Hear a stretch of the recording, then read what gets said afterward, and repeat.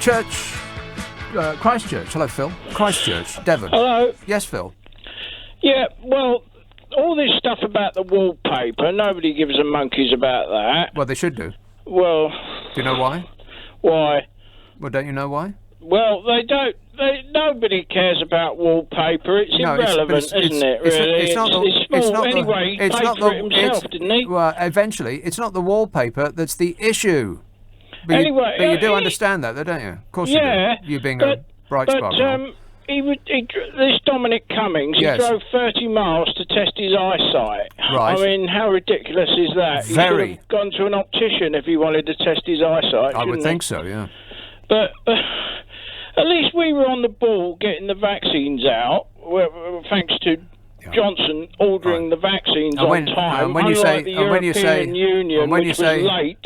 on the ball, you mean after 130,000 dead people? Yeah. Mm-hmm. Well, no, he ordered them months ago before they were even invented. You know, at the start of the pandemic. Right. But they had to develop them first, like a naughty, podgy little boy, he burst into the tuck shop and cleaned the shelves and went out with absolutely everything loaded in his arms so nobody else would get any. Is that what you mean? Well, at least we're 60. We've almost got our population immunised now, haven't we? Yeah. Why does it take so long? Which I'm glad I don't live there. Well, I think the feeling is probably mutual, Phil. Yeah. Well, they're a complete. They've made a complete ball up in the EU of the vaccination programme out there, haven't they? Yeah, but they didn't have so many dead people, so I don't know which you think is more important. Well, they'll catch up. So at least we got that positive thought to end with. They'll catch up, of course. He's looking forward to a lot more dead people, as long as they're the right dead people. Thanks a lot, Phil. It's been an inspiration. Oh, all right then. Stockton-on-Tees. Hello, Brian. Yes, hello there. Hello there. Don't worry, Nick. Don't worry about me coming on. I haven't got one interest whatsoever about Harry and Meghan, the royal family, any of them. And we're never going to get them off the news, the papers. It's going to go on and on. But only one good thing it will do. It will get this BBC Panorama programme vetted. It'll either take it off the air or we'll get it vetted, Panorama. Well, I think it got taken off the air a long, long time ago, because it used to be a serious show that lasted an hour about all sorts of issues.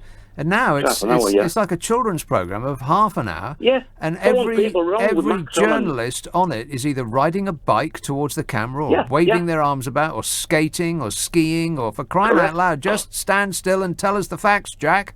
For years and years it has become a joke. I mean, what they do is, what we want is a sensational story, a scoop. Yeah. And they've been doing this, even when it was an hour long, over a long period. And they've been getting away with murder. Well, now, we're going to get looked into over this, which I have no interest in. Right, zero. But the good it will do is, they will finally look at this panorama on hospitals, on people that are saying that hiving money away. It's a biased view by them. They get people on it.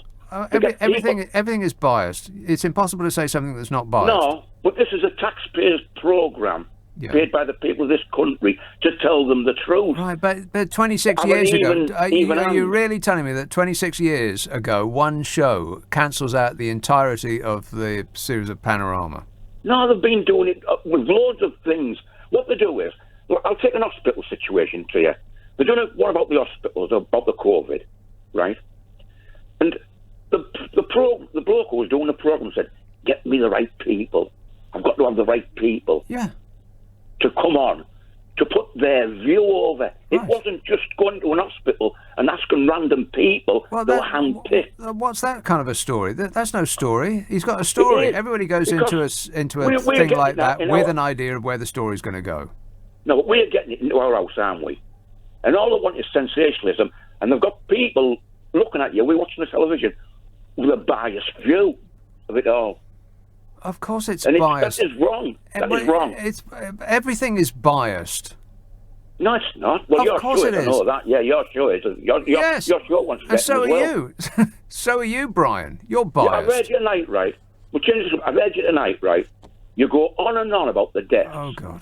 And you bring into it Vietnam. Yeah. Right? Right. Why don't you bring in Italy? In Europe, Italy. More deaths than us per 100,000. Czechoslovakia, Poland, all these places. You can name another 14 European countries. France, 108,000. Yeah. Germany, 80,000. Yeah, we're worse. We're worse than Vietnam. Yes, I picked Vietnam because it has a more or less. Listen to me, because it has a more or less similar. They're not in Europe. What's that got to do with it? There's still people. But you're just a biased view. Now, this is the way you talk about things, right? You go about the deaths all the time. You mention it as much as you can. We are the most deaths in Europe. Yeah. Right. What I say is we have a combination of the worst death number and the worst economic hit of any country in Europe. 100,000. You're wrong. No, it's not. I'm not wrong. I'm right. We're about 15th on that. And you were saying we're That's not. Completely incorrect, Brian. Economic. France are economically a lot worse off than us. They're using £1 or £2 billion a week still every week. It's cost France more than here. We're not. No, but it hasn't. I'll go back to this. I'll go back to this. You keep naming this is all you. the time. This is you not being biased, is it? Right.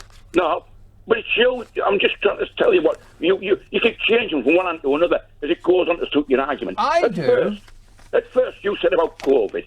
You said this in history. This will go down as the most overhyped thing ever. COVID, right? You said, "Oh, no, I didn't. I didn't say. I did not say overhyped. I said overreaction." Yes, in history, and then you went on to say it is only killing people who would be dead within a year anyway. Yeah, right? mostly that's true. But now you've changed a complete story to suit your argument.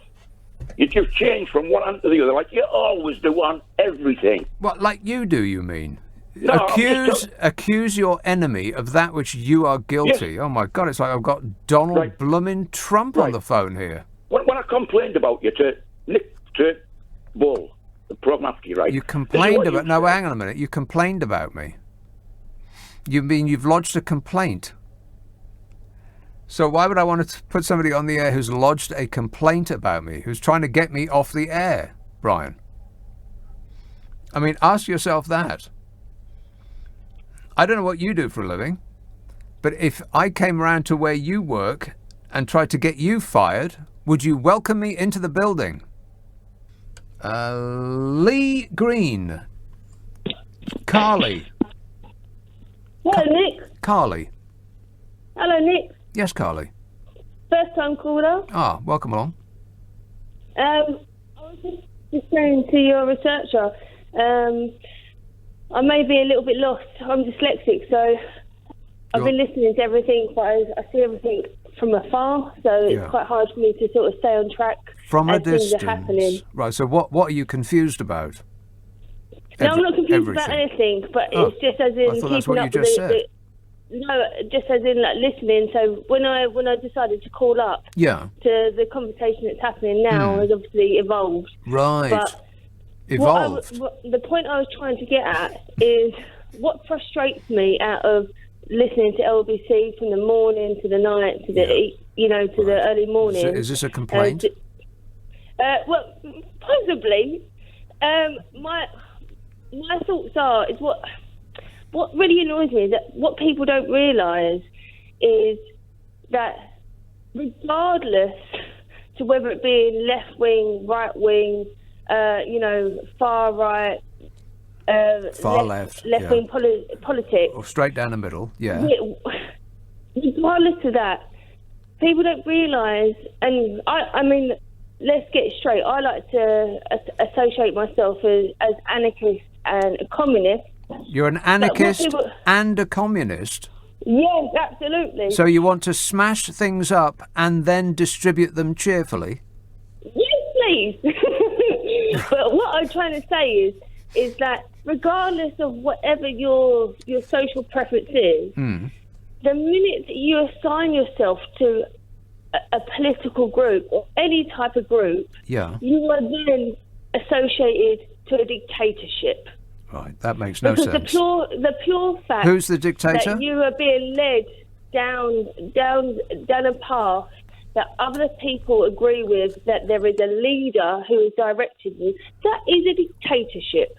Well, it's not really if the leader has been voted for by the people. If you break everything down to exactly for what it is, unless you were to go off grid, do what you like and do what you want, you are being influenced by something else. Right, I think you're being. If your name was given to you by your parents, that is not your name. You carry on that name. It is my name. In the good faith that you trust that is a name that suits you. But it is my name. It was given to me. Somebody else gave it to you. Yeah, they gave it to me. It then became mine. You were taking on the influence of somebody else's opinion. No, it wasn't an opinion. It was a name. If I give you a box of chocolates, it's yours, Carly. You never chose that name, Nick. You don't have to choose it. You don't have to choose it. It remains yours if somebody gives it to you until you can change. You can change it if you wish. What I'm trying to say is what people don't realise is everything from the minute you are born is an influence by everything around you and what's been given to you. I think people do realise that. Thing as originality or individual fault. Yeah, I think that people do realise that. You're not telling us anything we don't know already. But when it comes to all this argument about political leniency and who we choose and where we're going and stuff, people seem to think that it's that you can segregate people in that narrow way. Carly, do me a favour. Go to bed? Go to bed. Is that what you said? Yeah. Okay. Yeah, put the phone down and go to bed. You need a good night's sleep, Carly. I recommend two things. First, give up caffeinated coffee. Try decaf for a while, see how it works out for you. Second, turn off the internet. Close down your Facebook feed, get off Twitter and all of the other social media that you must consume in vast amounts to have come up with these deranged thoughts. What you're telling me is A, not new, and B, so far out there that it's barely even worth mentioning. It's barely even worth touching on. I should have concluded the conversation at anarchist communist.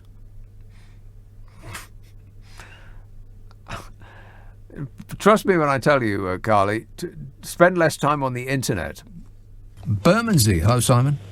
Oh, hello, Nick. I do think it's interesting that vaccinating children, as you say, they don't get affected by it. The guy that spoke earlier was saying, it's such a big problem when children do get a positive test result because the whole class has to be sent home for 2 weeks. Therefore, we have to vaccinate children. Well, I think, actually, the problem is that they're sending kids home after a positive test, surely. If they're not affected by it, they should just say, there's a positive test. Well, the grandparents of parents that you live with, they've been vaccinated, so therefore it's not a problem. So the problem is that they're sending kids home after positive tests. That's the problem they should deal with.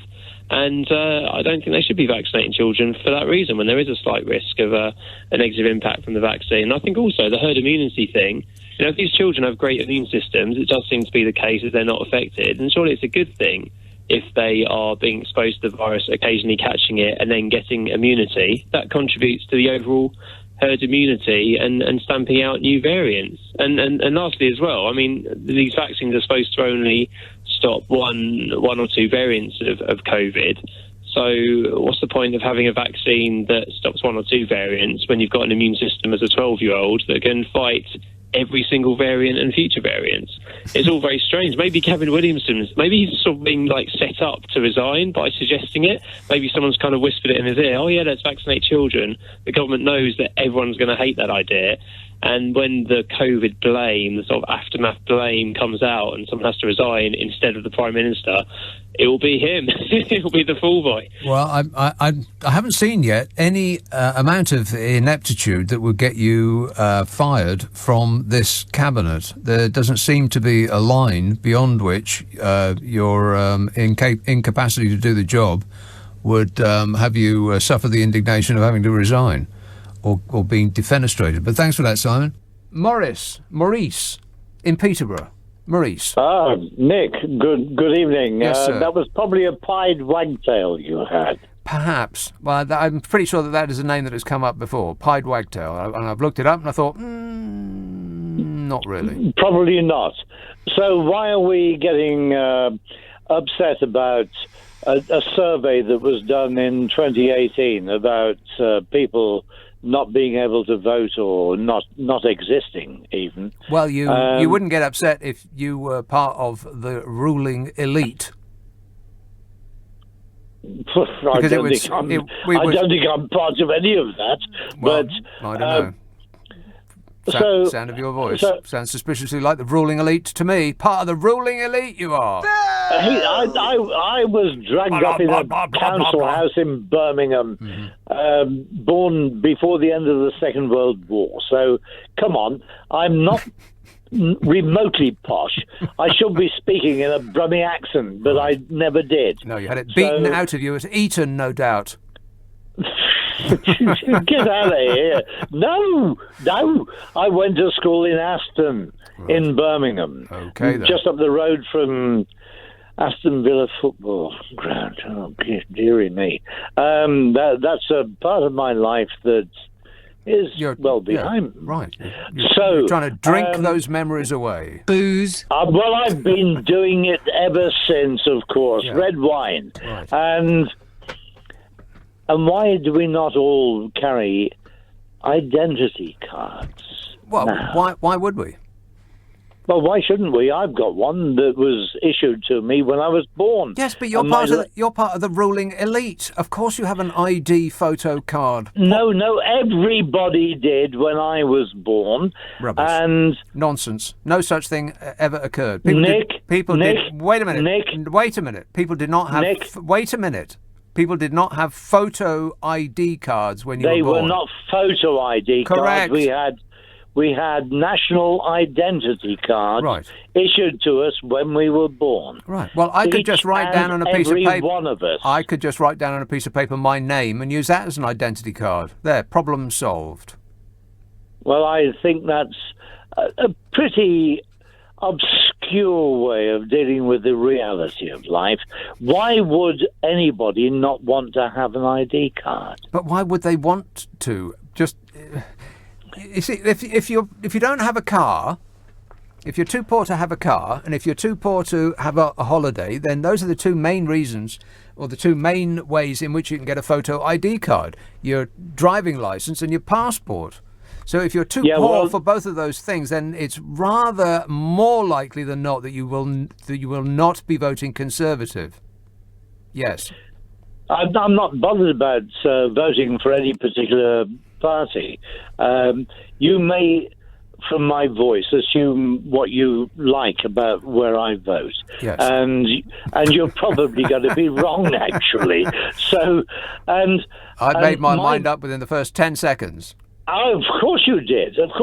And when you said Eton, I wanted to punch your bloody lights out. Right. Man. You went to Harrow. I apologise.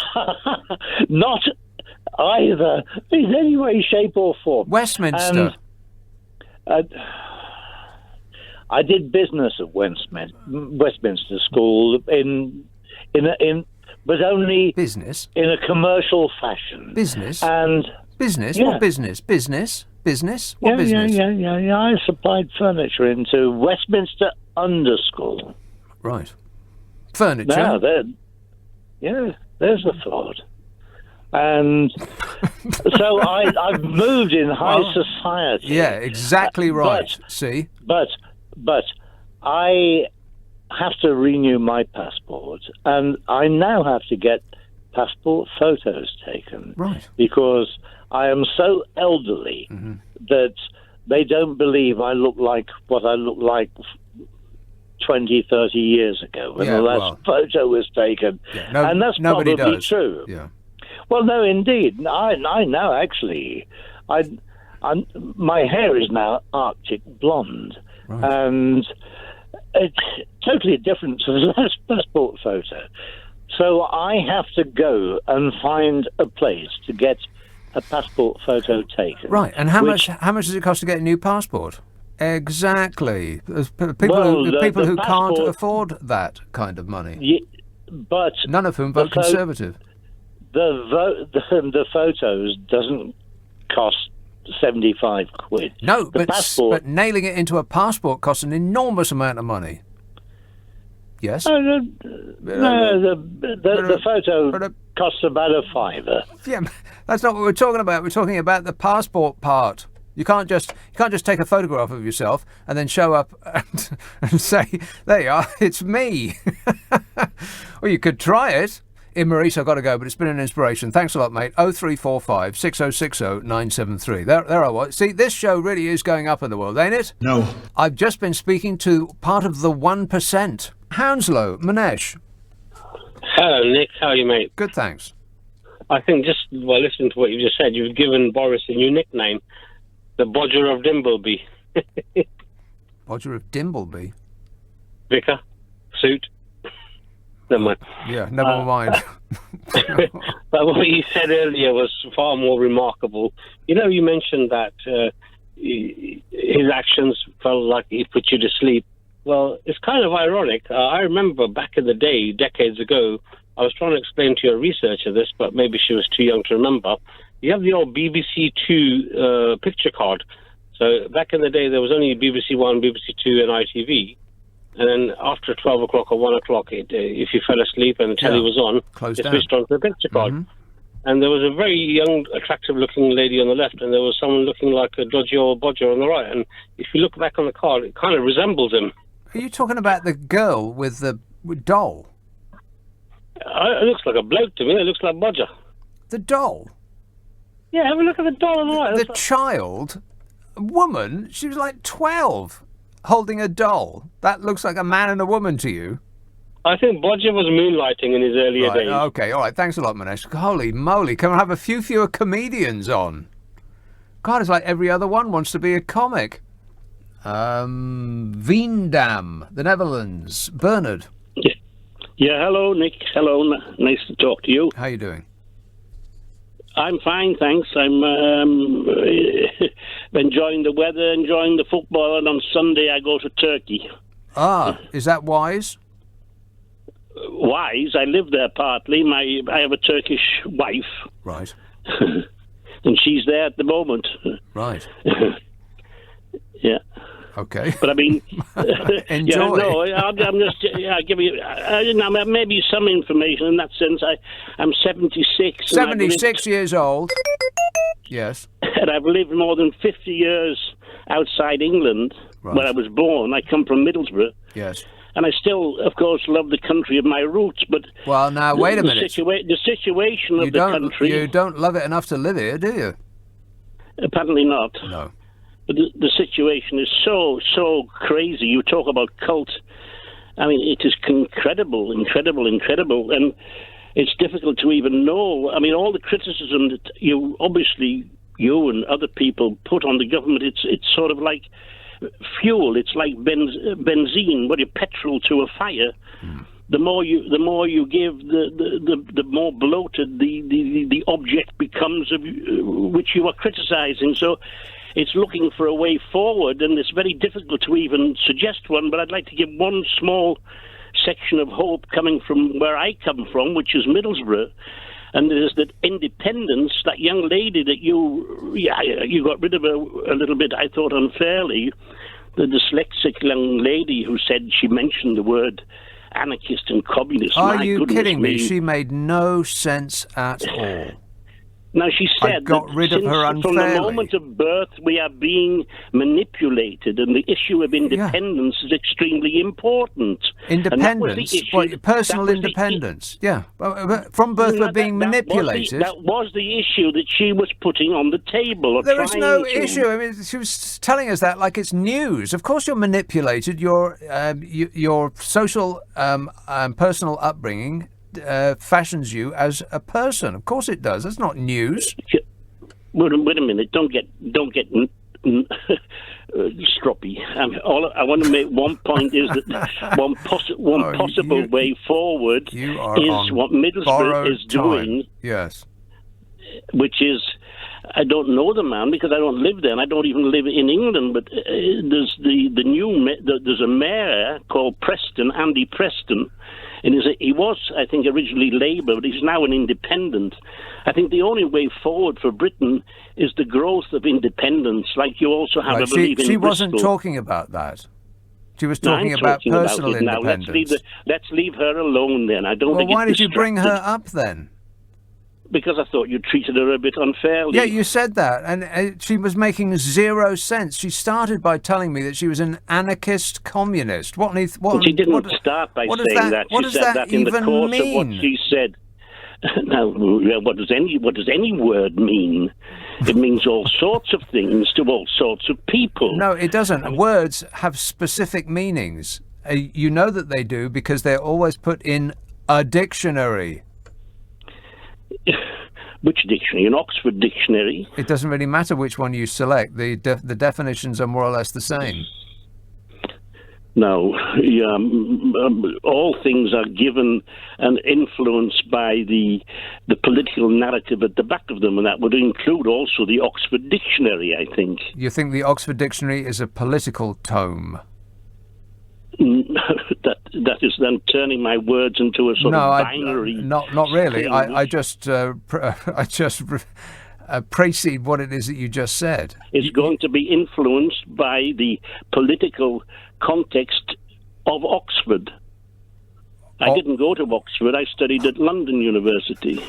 Right. So you think the Oxford English Dictionary? I can't even be bothered. You think it's influenced by the politics of the town of Oxford? Is that what you're saying? No, I think that's going. I think that everything is influenced by the values and the history and the narrative of the society in which we live. Yeah, of course it is. And that includes the dictionaries, it includes the language that we use. Well, most of the words in the dictionary have meanings that survive generations. I mean, a few change every now and again as language evolves. Of course it does. But most people recognise the definitions of most words, and they are the same now as they were 100 years ago. In a way, and there's some truth in that. I think that human nature, of course, goes back to the beginning and hopefully will go forward into the future. Human nature goes back to the beginning and hopefully will go forward into the future. Okay, I think you should leave us with that thought, and we'll ponder it a while. I'm due pondering. It makes no sense. But it fits right in, Bernard. Greenford, hello, Paul. Hello, yeah, I'm trying to get in at the British Library, but trying to get a new email address is almost nigh impossible. You had to rotate pictures, and the fly one was too complicated, yeah. Well, you're making a lot of sense. Yeah, thanks. You're welcome. I'm just wondering, what newspaper should I read? What party should I vote for? It's hard. Yeah, it certainly is. I'll pop your letter in the post, Paul. Watch for it at your door. Chipping Camden, Tony. Yeah. Hello. Is that a real place? Chipping Camden. Chipping Camden is a real place. Okay then. Go ahead. Well, I just find you all sort of slightly offensive about things. Say what? What? I just think you've all got your own little opinion on things. And I think it's out of date, personally. We have? You mean me? Yeah. I have an opinion on things, yes. I think it's like, not you personally, but it's slightly out of date. Okay. We sit here and when we listen to give our opinion, all we have is about 10 minutes of basically every advert going through anything else. I have no idea what you're saying, Tony. What are you saying? I was saying that I think LBC is so London orientated, and it's so ridiculous, personally. Okay, I've got some of those words. You think LBC is something London something ridiculous, and it doesn't realise what the rest of the country is going on. Okay, well, here we have an opportunity, you Tony, because you are from the rest of the country. So, what do you think? I personally think that I like listening to LBC. I like James O'Brien. I like everything about it, but it's so London orientated. Right, but you've said that. But so we have somebody who's not in London on the phone. That is you. So, what do you think about the issues, Tony? What issues? What issues do you want to start on? Give me your opinion on those issues, and I'll give you my opinion. What is it that you called up in a state of high agitation about? I just listen to you, and I think a lot of time, loads of things that you just don't realise what the whole population is going on about. Well, see, this is what I'm talking about. We have an opportunity now. You, representing the rest of the nation, tell us, what are your thoughts? Well, I think loads of things. Like where I live, it's completely wrong where I live. I'm 42. I've had 42 years old. I've been double jabbed. You've been what? I've been double jabbed on my COVID jab. You've been double jabbed, right? At 42. My wife's 38. She's had her first jab. So that's not right to the rest of the country, is it? It's not. I know a lot of people. It's not right to the rest of the country. I don't know what that means. Well, I mean, a lot of the country haven't had their first jab. Yeah. I'm 42 and I've been 42 years old. Yes. Double jab. Right. And what's your point? Well, I think the rest of the country, the whole country has different. Wherever you live, basically, people get different scenarios on how they're treated. Yeah. So, if you're in London, I would imagine that you probably only had one jab if you're 42, if not any. Right. Yeah. So my view is that I think there's a whole face of the whole UK has got different things going, there's different parts there, and there's no logic to it anyway. Right. Okay. Right. So different places are different. Yeah. So I think that you can watch the politicians talking about stuff. So if you're over 40, you have the jab. You're under 30, whatever the rule is. The honest answer is there's no logic to it anyway. Right. Can I ask you about the jab itself? Are there any side effects, or are you? I had a little. Always. Not really, to be honest. Not really. No. Not okay. really. Right. So I quite enjoyed it. This. He quite enjoyed it. Just a little pinprick. That'll keep you going for the show. Come on, it's time to go. Rock and roll! Thanks, Tony, for whatever that was. Let's have Bromley. Hello, Joe. Hello, mate. Joe. John Bercow. I'd love to talk about him all day long. John Bercow cares about one thing and one thing only, and that's John Bercow. We all know that. Surely it's plainly obvious. The man wants to further his political career. To switch from the far right to the left, does that work? Can you explain that to me, please? The far right? Well, wasn't he? Am I dreaming? Was he not a far right activist? Was he not a young man of the far right who then has now said, I'm shifting to the Labour Party? Well, did you ever... Is that not left? Did you ever fraternise with the idea of extreme political ideas when you were younger, Joe? Didn't we all? But exactly. But have you ever shifted from one side to the other dramatically? See, and I don't want to put words in his mouth, but I think that he would suggest that he hasn't shifted at all. It's the Conservative Party that have shifted. Well, I do believe John Bercow is about John Bercow. I don't believe it's about the power shift at all. I think the man who has tried to shift the vote on the, on the leaving of the EU, no, the man is into his own political career, as indeed are so many of them. Well, if you're talking about when he was Speaker and he was holding the government to account and requiring it to go through what the traditional government is required to do in Parliament, then that's his job. I mean, I know that the current regime don't like being checked, and they don't like being questioned, and they certainly don't like anybody raising a finger of complaint. But it doesn't mean to say you're a traitor if you do any of those things.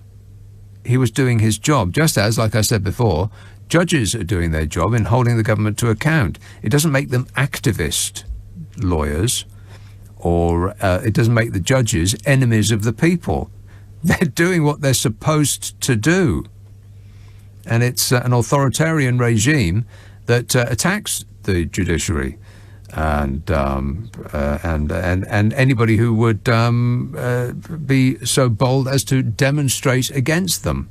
And I think we should all be concerned if that's the way we're going.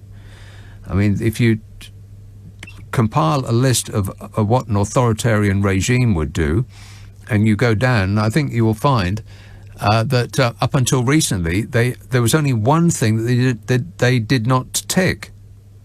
You know, promoting friends to positions of power, treating the public funds as though it was their own personal kitty.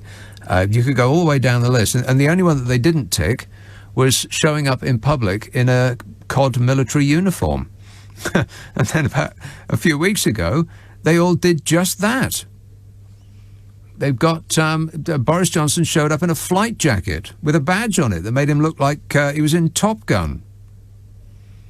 If he ever shows up behind a lectern to witness a military parade in his honour, then I'll meet you at the airport. Christchurch, Phil. Hello. The political parties oh God, not you represent different people these days. Yeah, well done. Yeah. Well, there's no change with the Liberal Democrats. They basically pretend we're all things to all people, aren't they, basically? So no change there. But the Conservatives now represent the working class. In what way?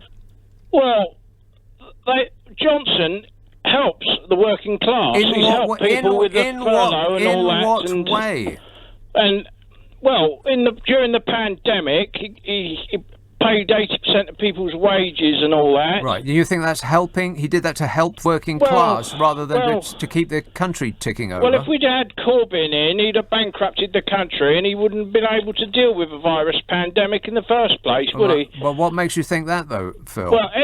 Well, I mean, how is this not bankrupted the country already? If he had such a huge spending list, he would have just squandered all the money, wouldn't he? Squandered all the money? You think he would have spent $32 billion on a test and trace system that doesn't work? You think he would have given £108 million contracts hand over fist to companies that didn't exist the previous week and only have a telephone to call their own, but a hotline to Matt Hancock's personal phone? Is that what you think? In the political parties, so there's more clarity. I turned you down there because you were just yelling at me. I missed everything that you just said. Never mind. We should call the Conservatives the working class and the Labour the shirking class. Right, okay. This is another guy with material. Are you out yet? Yeah. Yes. Mark him down. Put a big exclamation mark next to that guy's name. Not again. Belgravia. Daniel. Hi. Daniel. That last caller seemed very patriotic indeed. I think you cut him off too soon. Oh, no. I apologise. I'm so sorry. I'll leave you on hold, and then I can come to you at all points during the show, and you can tell me when I should or should not cut somebody off. No, it's just a comment. I've been trying to think at what point was a minister or someone in the Conservative Party were actually brought to account, and I'm really struggling. It could be the last person was Jeffrey Archer. or many moons ago, because these lots seem pretty much untouchable. Yeah, well, they have the idea that they are because their fans so far have allowed them to get away with absolutely everything. Yeah, but it's very simple. Whenever there is any aspect of accountability, there will be complete digression and deniability. I mean, Boris could practically strangle the Queen, and he could still get away with it because he's got that much backing. He lied to the Queen. Yes, and that's not punishable, apparently. Well, I mean, it doesn't make no difference to me who he lied to. She's still a human being. But you'd have thought that the people who wrap themselves in the flag would raise a finger of complaint about that. But no, because it was that funny bloke off the telly that they've voted for and are all in on. Then doesn't make any difference as long as it upsets the Liberals. Yeah, but the main thing is there are thousands of bereaved families within Great Britain. Millions. Every person knows or is known by 10 people. There must be. I mean, everybody on average, you'd think knows or is known by 10 people. So they've got 130,000 dead. So let's round it down to 100,000. So that's 1 million people in this country know of somebody who has died, and it hasn't made the slightest difference. But the brilliant thing was, because the vaccine was clearly implemented within months, that saved millions of lives. It could have been worse. Well, yeah. Well, everything could be worse. The entire country would be on fire. Of course, it could be worse. So what I was thinking, but it could be a lot better. Yes, of course. I mean, we've had one of the worst responses to this virus of any country in the world. So practically anywhere else would be better. It will get a lot better now that we've got a great colonial trade deal with India, because we don't have to trade with China anymore. Right. So all our products from the likes of the deep state, the big companies, Amazon, etc., they will be coming cheaper. So I assume you're joking. No, I'm being absolutely realistic. I mean, what's India got to do with Amazon? Well, if you think about the products that will come through, we won't have much favoritism through the kind of the Chinese regime. What does that? Back. Wait, what does that mean? What about who? What does that mean? We won't have much favoritism from the Chinese regime. What are you talking about? Well, if you look at the geopolitics and the fiscal viability... Right, okay, so now you're just like throwing buzzwords out. It doesn't actually mean anything at all. You're just constructing a sentence through things that you've half heard on television. Fiscal what now? I think that was 2 in a row on the Nicky Abbott show. Here's a caller in Newham. Hello, Abu. Oh, hello there. Yes, sir. Sorry, I've just got a bit of frog on my throat. Let me clear that. Regarding the prices of the houses, what's all about? What's that got to do with, like, COVID and all of that? Back up? What's the what? So with the worry and with the fatigue of this lockdown, the prices of the houses are just increasing with it as well, and just people are just getting fed up of, just this lockdown, and it's just continuously changing dates, and I don't understand, and the house prices are going up with it, and right. Okay, well, as soon as you figure it out, you let me know straight away, all right? What was that about? Let's have Seven Oaks. Hello, Mark. Hi. Do you think the Brexiters are angry because they think that people moaning about Brexit want to end it? No. To end Brexit? No, I think that they're waiting for the part where it gets great. They were promised great, and where's the great at? Oh, you mean they're angry with the government, not with the moaners? I think that they probably don't blame the government, because that would be to admit that they had made a mistake and it would be too much loss of face. So they're scrabbling around trying to blame somebody. And the people to blame at the moment are the European Union for being mean to us and moaners for not getting with the programme, like they say in America. And it's the COVID's fault, and there's no end of excuses. But I think there's this dawning realisation that Brexit isn't everything that it was made out to be. They've been had. Well, I think they may not be the only ones, because some of the moaners are saying they don't want to join the EU, when that seems to be the obvious solution. I mean, what other solution can there be if they're moaning about the result of leaving the EU, other than to join it? Yeah. Well, I think you're going to have to take a breath and just let it, the dawning realisation sink in for, 20, 30 years, and then people might be ready for it.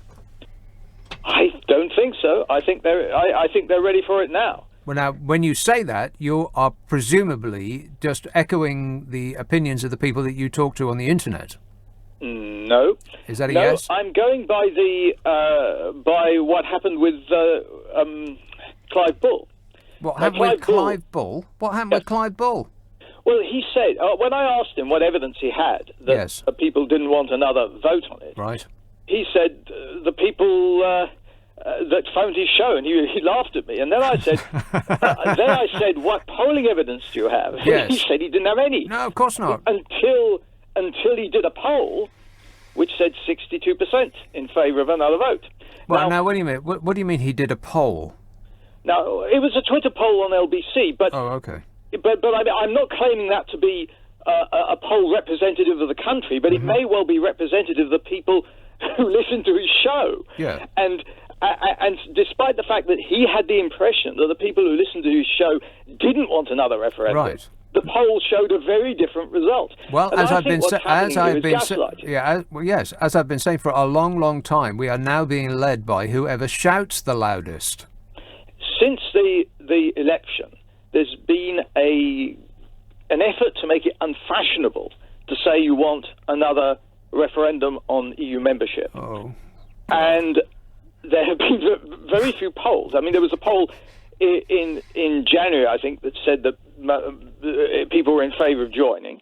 But there haven't been polls about the specific subject about whether they want another vote. But you can't possibly believe that we're going to rejoin anytime soon. You can't possibly believe that that's going to happen. In your heart of hearts, you don't believe it, do you?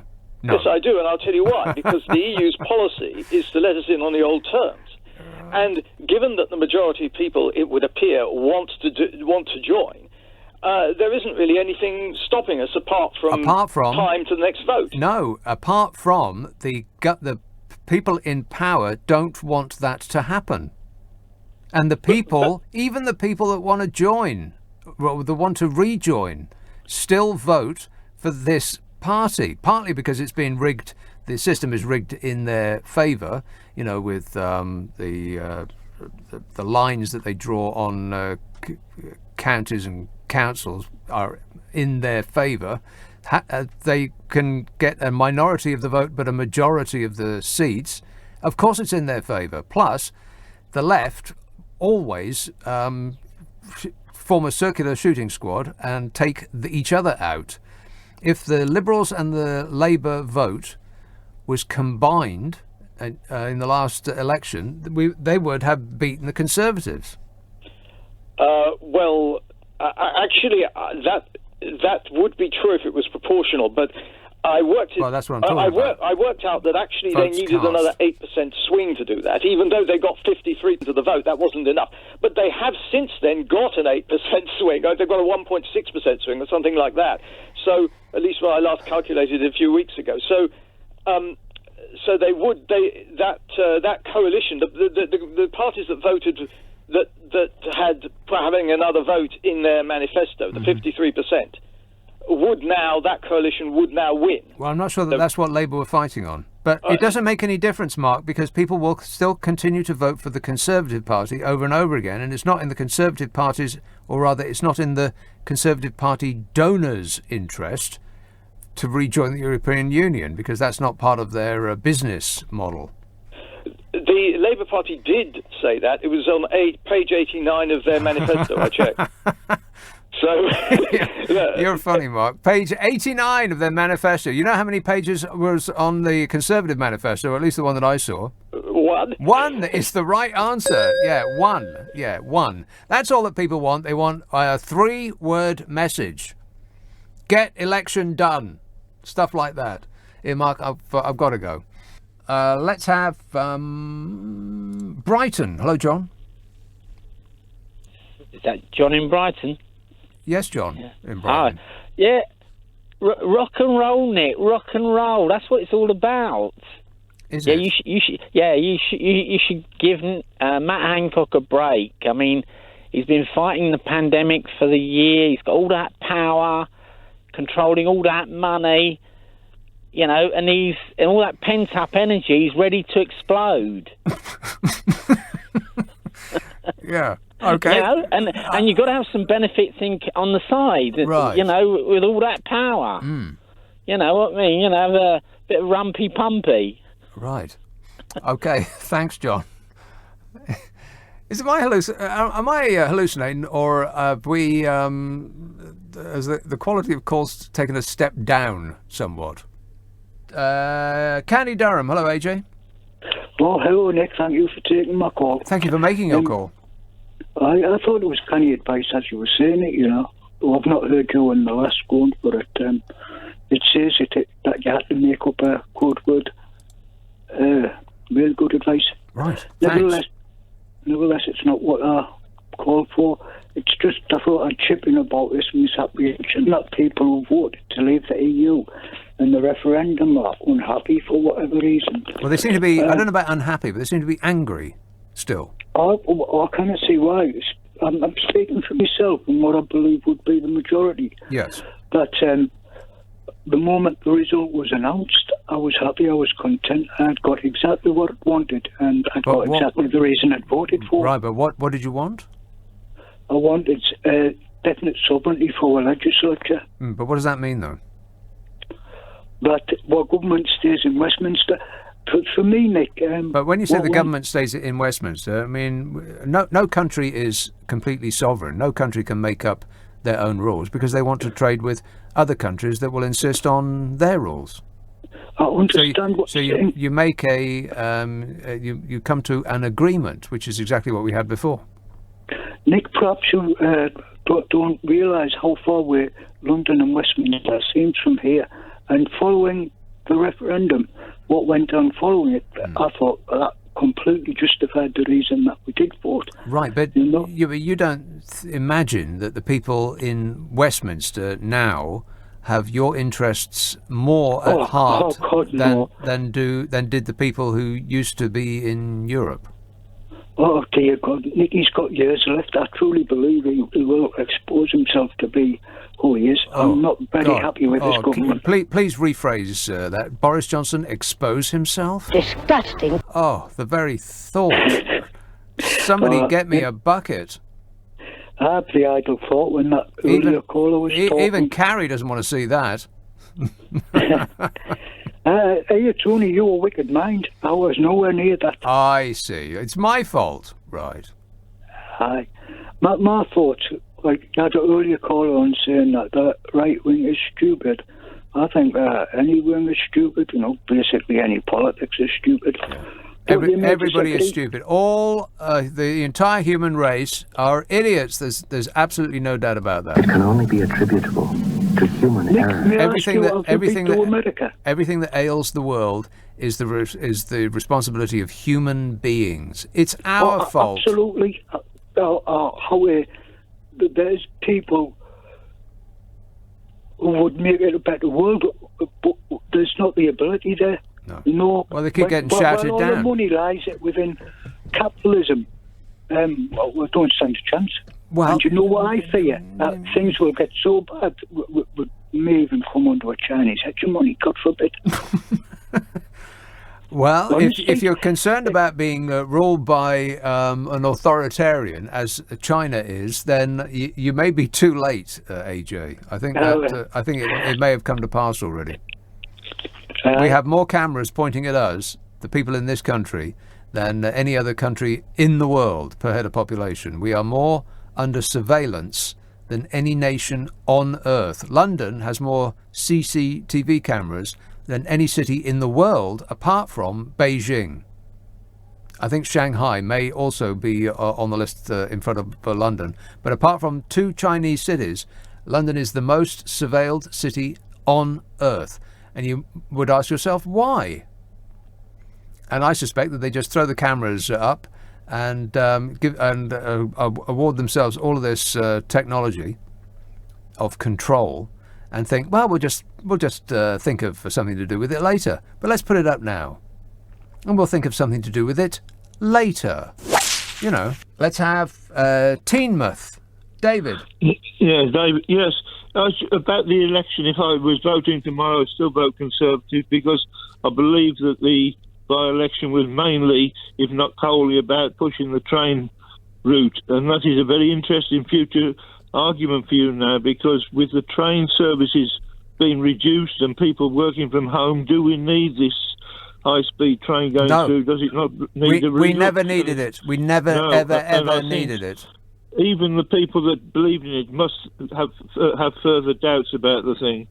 And about the competence of the government, I don't think anybody's got a grip on it anywhere in the world. Yes, they do. Well, I've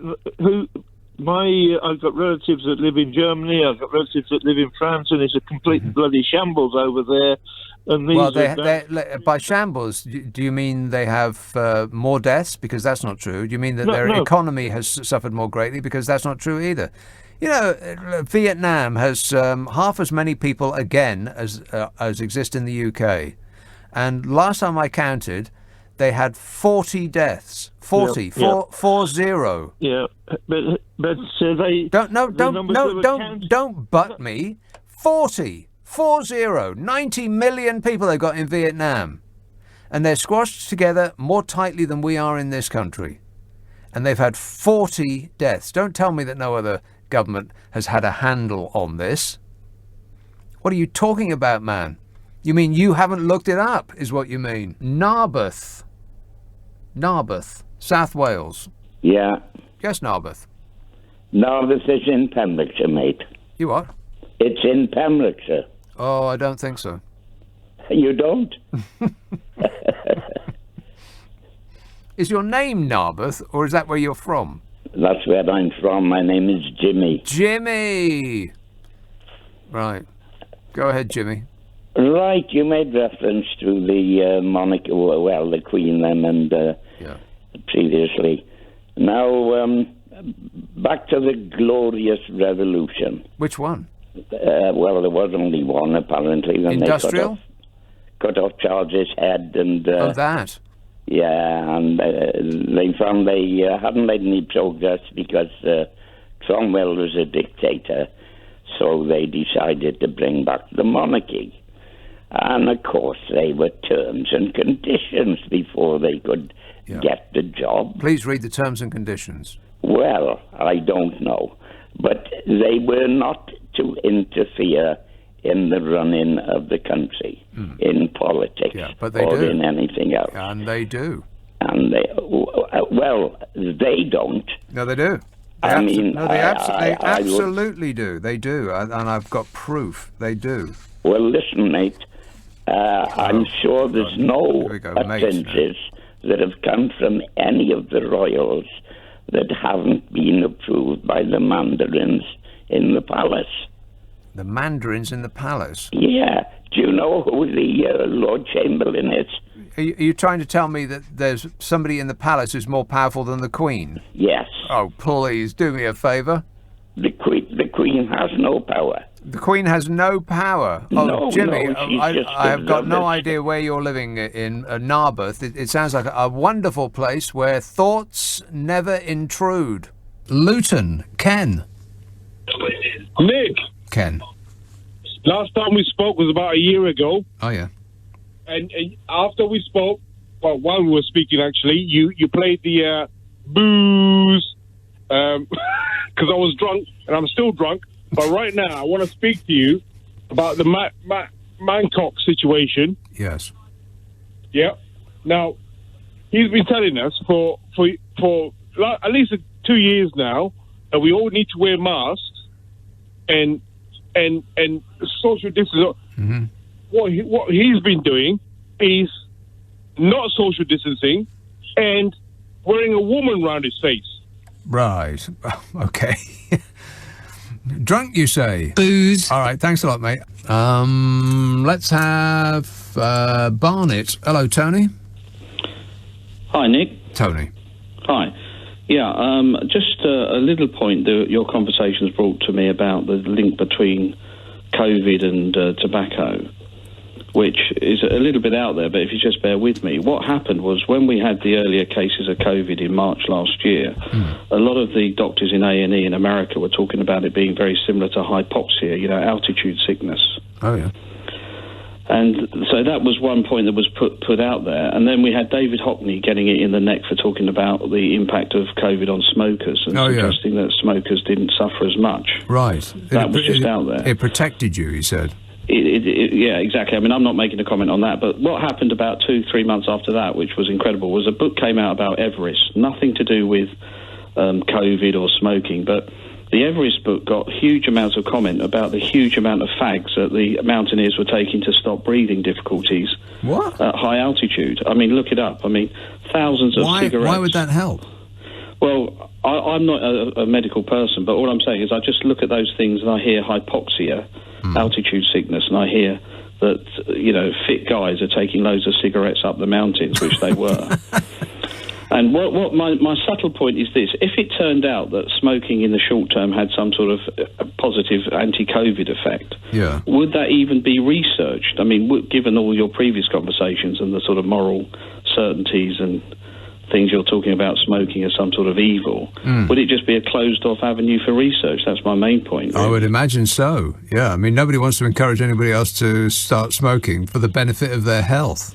Yeah, and it's a kind of an insult to the intelligence of everybody out there. Let's just imagine it sounds like an insult to the intelligence to say that smoking could be beneficial to your health, for any reason. Yes. Exactly. I mean, I'm if the message was phrased that in the short term this could work as some sort of anti-COVID thing, I mean, you try selling that one. I mean, but does it close off the research that it's actually quite effective? Well, I think it should, because don't forget, cigarettes kill 78,000 people a year.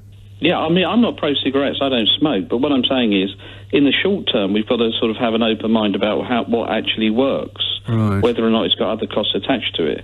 But it's just this idea that the sort of moral certainty that goes with this anti-smoking thing, there's something kind of like Witchfinder General about it. No, not really. People just don't want to catch a deadly disease, that's all. Yeah, no, I understand that, but I'm just saying, if in the short term this was useful... Yeah, I understand that.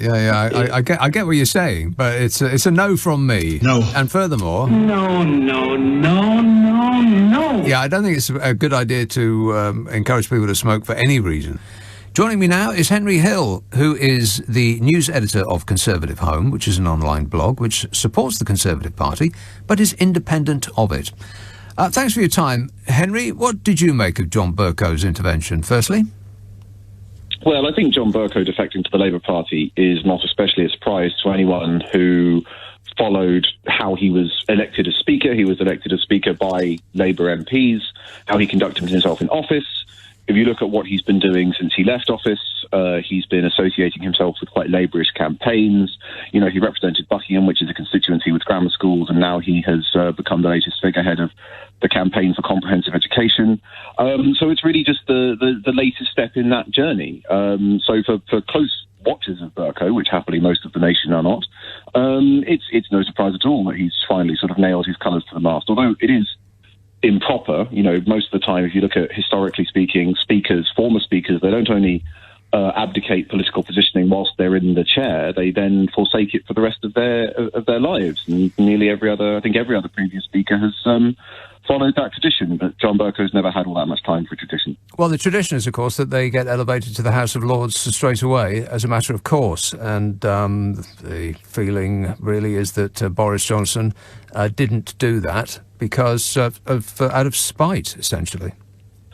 Well, I think that John Bercow isn't fit for the Lords, and I think the government is quite right to have not put him in. But I think it really is telling that the man has such a selective attitude towards traditions. If you look at the way that he conducted himself during his speakership, any time there was anything that he thought was inconvenient or embarrassing, such as, the traditional regalia and all the rest of it, or the rules of the House as they've stood for centuries, he just set them aside, and he took great pride in casting himself as this bold reformer. But whenever there was a perk, whenever there was a privilege that the Speaker got, the tradition that MPs stand aside when he's walking through the corridor, he insisted on that. And now the idea of getting a seat in the House of Lords. So I think the problem is, it's part and parcel of why he's such a controversial figure as Speaker, is that he just has a very selective approach to the traditions of the speakership, and he only seems to keep those that involve him getting something. So, if you live by the sword of modernisation, I suppose, in the end you die by the sword of modernisation.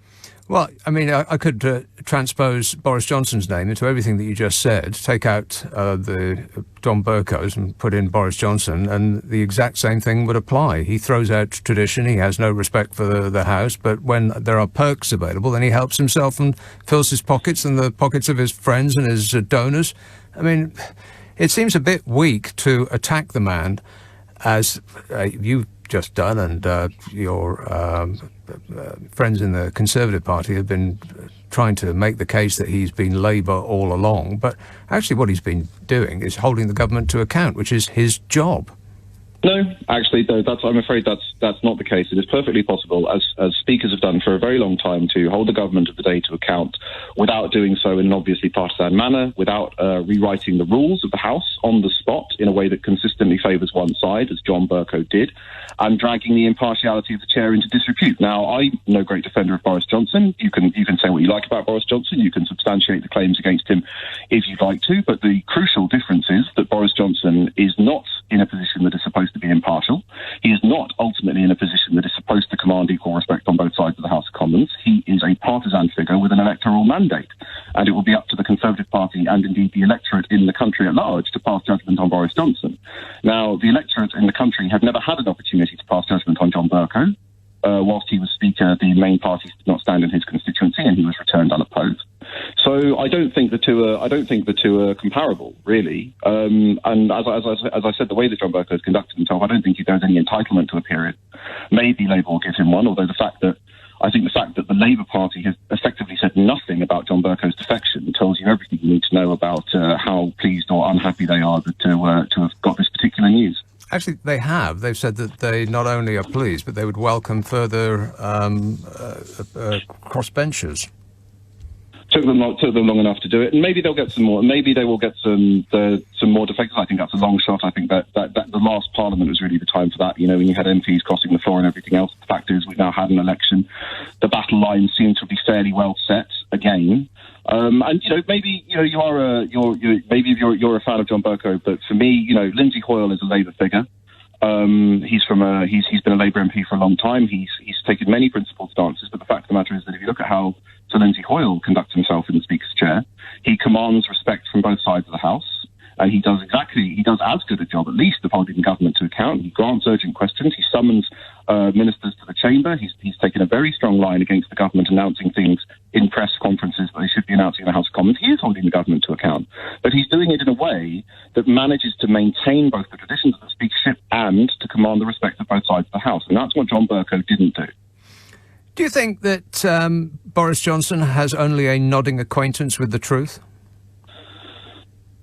In what capacity? Look, I'm no great defender of Boris Johnson. I've really not been a fan of his since he U-turned over the Northern Ireland Protocol and put a border in the Irish Sea, having promised not to do so during his leadership election. So I have a lot of time for a lot of the criticisms of Boris Johnson. I just think that John Bercow is not a particularly compelling message carrier for that, if you like, because he's so obviously animated by personal animus towards so many of his Conservative colleagues. I think that even if you are a critic of the Prime Minister, and you do have strong objections to how he's conducted himself in office, there are simply much more credible witnesses for the prosecution than John Bercow. Do you think that the government has become xenophobic? No, I don't. I think it's just in relation to the comments by Dido Harding. Well, we could bring that in if you like, but no, that was one of the charges that was levelled at the government by John Bercow. No, I don't think the government becomes xenophobic. If you look at what the government's actually doing, it's introducing a points-based immigration system, which is something that commands strong support in the country. But that points-based immigration system is not about pulling up the drawbridge. It actually makes it easier for the government of the day to adjust the rules to make sure that people who we need and can come into the country can come in more easily.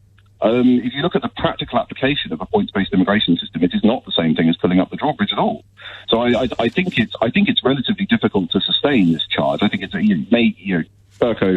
Bercow has his views, and certainly the Conservative Party is not as progressive on immigration as I suppose the Labour Party might like, or John Bercow might like. But has it become xenophobic? No, I don't think it has. It's not as generous on immigration as the chap who runs Wetherspoons, which is ironic to say the least. Well, the purpose of a points-based immigration system is that you can the point system to make sure that short sectors where you need skilled labour can get skilled labour. That's fine. But one of the arguments for Brexit from the left was that the freedom of movement meant that businesses, including Tim Martin's businesses, could simply keep bringing in people from other parts of the European Union with relatively low wages, rather than paying British people more money. And I think that if Tim Martin has to pay people in Wetherspoons a bit more because he can't bring people in, I don't think that's a particularly terrible outcome from Brexit, to be honest. Yes, quite possibly. I'm sure that when the prices go up at the bar, people may raise a finger of complaint, but that's to come, I suppose. Perth. Hello, Mike. Hello there. Hello there. Hello. How are you doing? Good, thanks. Yeah, listen, you've just quoted figures there. You've said that we have, in the UK, vaccinated 25% of the population. Your figures, 19. your words. 19. America, 19. I didn't say that. I didn't say that. 19. Don't tell me what I said and then get it wrong. You said 25%. Well, look, you better check. It's 19.3 million fully vaccinated, yes, which is... but I'm saying the words that you said. 29% of the population fully vaccinated. In this country? In the United Kingdom. Yeah, and what percentage did you say in America? 36. 36%.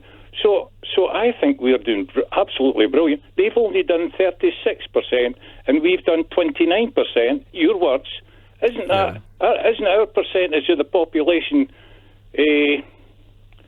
not brilliant? Mike, I don't know what it's like in Perth. Maybe maths takes a swerve when it gets to the city limits, but 36 is a bigger number than 29. I'm just reading that very slowly to make sure that I've got that right. Yes, I think that 29 is, in fact, a smaller number than 36. But,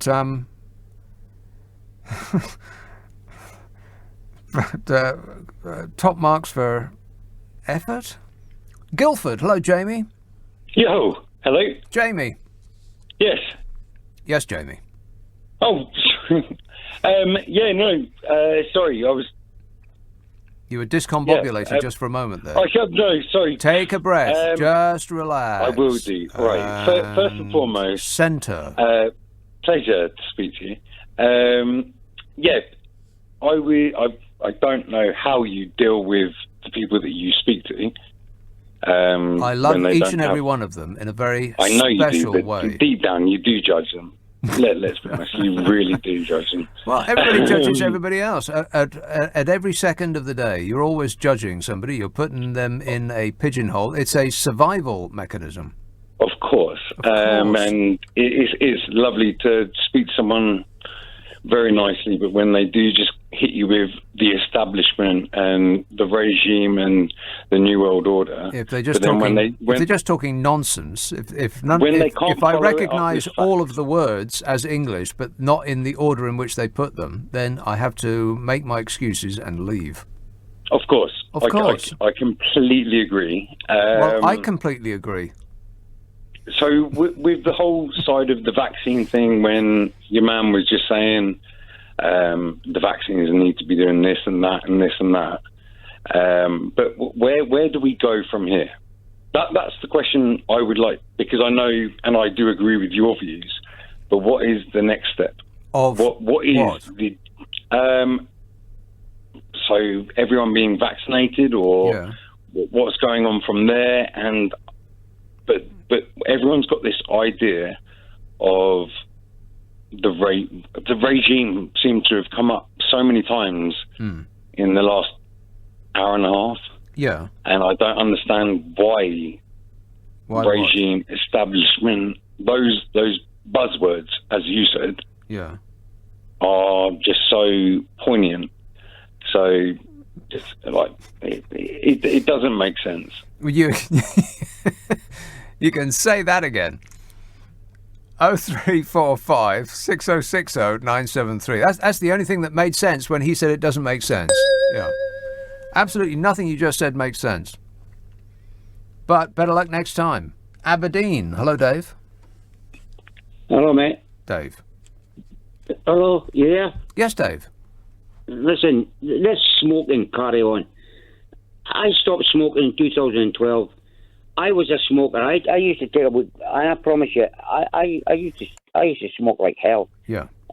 20, 40 cigarettes a day, and I stopped in 2012. Mm-hmm. It took me a while, but I did it. Right. And you know, if people want to smoke, it's up to them. All they're doing is killing themselves. They're killing themselves, man. But can I ask you a question about this, Dave? No problem. What's it got to do with what we're talking about? We were talking about smoking earlier on. We were? Yeah, and I'm just saying, if people want to smoke, it's up to them. They're going to kill themselves. That's all I'm saying. On this show, we were talking about smoking. Yes. Were we? I don't remember that. Somebody was on there. Somebody was on there earlier on about smoking. Were they? Well, they were, and that's why I'm on the show. Right. Well, I doubt that's why you're on the show, but I don't actually recall talking about smoking. I mean, I may have mentioned it in passing that 70,000 people a year die smoking, alongside the 20,000 that die from the flu, and we're comparing and contrasting that with the amount of people that died from coronavirus and the hysterical reaction we've had to that, compared to no reaction whatsoever with the smoking and the flu. We just shrug our shoulders and accept it. That's almost 100,000 people every year. Not just this year, but last year and the year before and the year before that and the year before that and the year before that. And next year and the year after that and the year after that. Take 10 years and that's 1 million people. And we're just like, oh, well, never mind. But it was very, very brief and in passing, Dave. So I'm not sure where you got the idea that we were talking about smoking on this show. Well, listen, can we talk about lies just for a second? Lies? You know this is just going over the score. Which? This COVID is just nuts. It is nuts. I am a decent guy. I promise you, I'm 67 years old. 67 years old. Yes. I promise you, I've served in the British Army for 23 years, and I just can't believe what's going on in this world. I really can't believe. With so many snowflakes now, I don't know how to make a cup of tea. Oh, for God's sake, get a grip. There's something wrong with this planet. We need to sort it. We need to sort it. Right. People like you and me, and your callers, we need to sort it. Okay, well, you make a good start, and I'll join you when you clear the way. How does that sound? Thanks a lot, Dave. Doncaster. Hello, Charles. Oh, hello, Nick. Yes, Charles. I've changed my mind from yesterday. Right, you're able to do that. You've performed a U-turn. Yes, What were you saying? What were you saying? Of Matt Hancock Right. getting furtive in front of the camera. Mm-hmm. I mean, neither me nor Mrs. Charles believe in getting furtive in front of the camera. Yeah, you didn't get to where you are today by getting furtive in front of a camera. No. Well, it's appalling. I mean, do these people believe in bubbling with anybody? Believe in bubbling. Bubbling. Right, okay, well, leave that one with me, and I'll chew that one over for a while. Okay. Is that it? Excellent work. Thanks a lot, mate. Wembley. Hello, Linda. Hello. Linda. Hello. I teach in a college, and the cases haven't been too bad there. But I'm not sure about vaccinating children, well, especially under 16. Because their immune system is still developing. I mean, I'm at risk, so it would be better for me if teenagers were vaccinated. But I'm not sure. I think under 16s maybe it's best to let them get their own herd immunity. You're a teacher, Linda? Yeah, I'm a lecturer in a college. What do you teach? English. Yeah. Thanks, Linda. Christchurch. Phil. Hello. Phil. I want to talk about the Northern Ireland Protocol. The EU? Yeah. Yes. And they've got a cheek telling us we can't export our sausages from one part of our country to another part of our country. Yeah, but it's not part of our country. Northern Ireland. But it's not part of our country for the purposes it's part of the United Kingdom, isn't of the it? single market. Boris Johnson negotiated that deal, was very, very happy. He said it was the best deal in the whole wide world ever, and he signed it. Well, anyway, there's a anyway question about. Never mind about all that. Yes. They call it They say there's got to be checks. Now, is there a language translation Why do there have to problem? be checks? Yeah, why do there have to be checks? Do you know why? The Great British Banger. Do they think it's explosives or something? No, Phil. Was that you making a joke? Well, no. I mean, no. I've got the solution to the problem anyway. What, rejoin the European Union? We're going to rejoin the European Union. Have the checks in the Irish Sea. Yeah, we do that. Have the checks in the Irish Sea. Yeah, unfortunately, that's the thing that Boris Johnson said he would never. No Prime Minister would ever sign up. Completely satisfied. Yes. If you just let me come to the point. There's a point. Yeah. If they do the checks in the Irish Sea, yes, then so long as the EU don't go skinny dipping, there won't be a sausage war. Well, has anybody ever told you that you're... That's a cracker. Yeah, anybody ever told you that you're funny? Yeah. Have they? Are you lying about that? Liar! Yeah, I doubt it. Seriously doubt it, Phil. Doncaster. Hello, Charles. Oh, hi, Nick. Are you well and groovy? I'm well. Okay, I'm going to attempt to defend Matt Hancock. Yes. Can I give you pros and cons? The pros and cons of Matt Hancock? Yes. Right. Well, I'll give you a pro. Matt Hancock does detail, unlike his master. He does detail? Yeah. What are you talking about?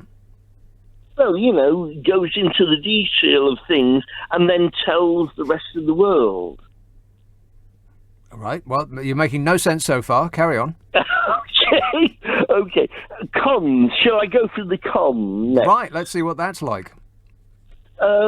He does not give good TV. Frankly, he looks ugly. Compared to which other cabinet minister? Well, the average. The average.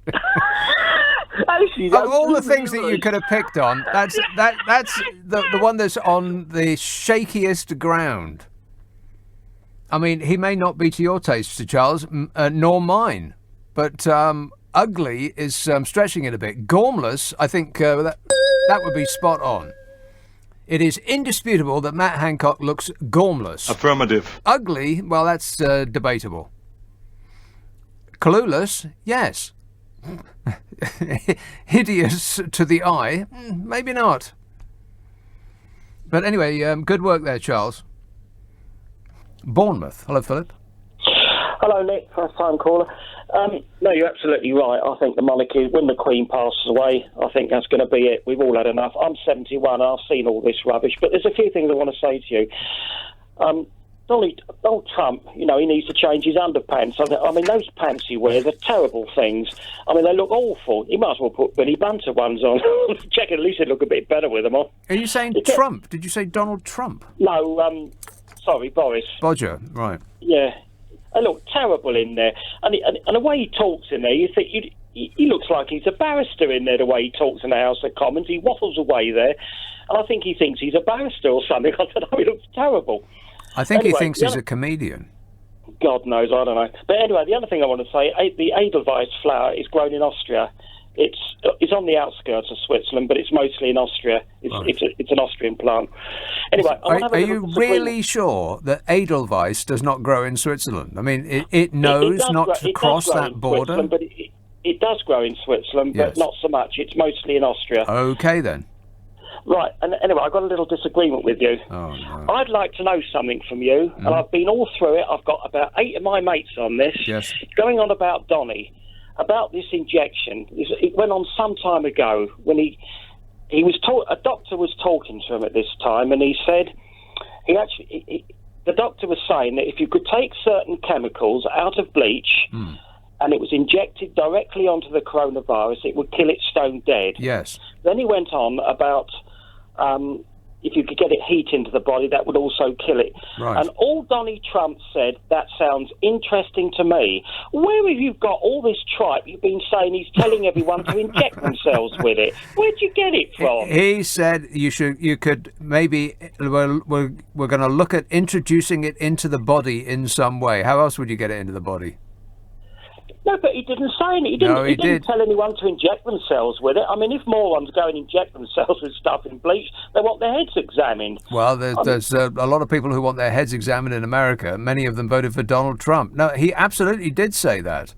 I mean, I will get the precise quote if you want, but he was standing at the podium, dribbling on in his normal manner, and he turned to the doctor, who was sitting there.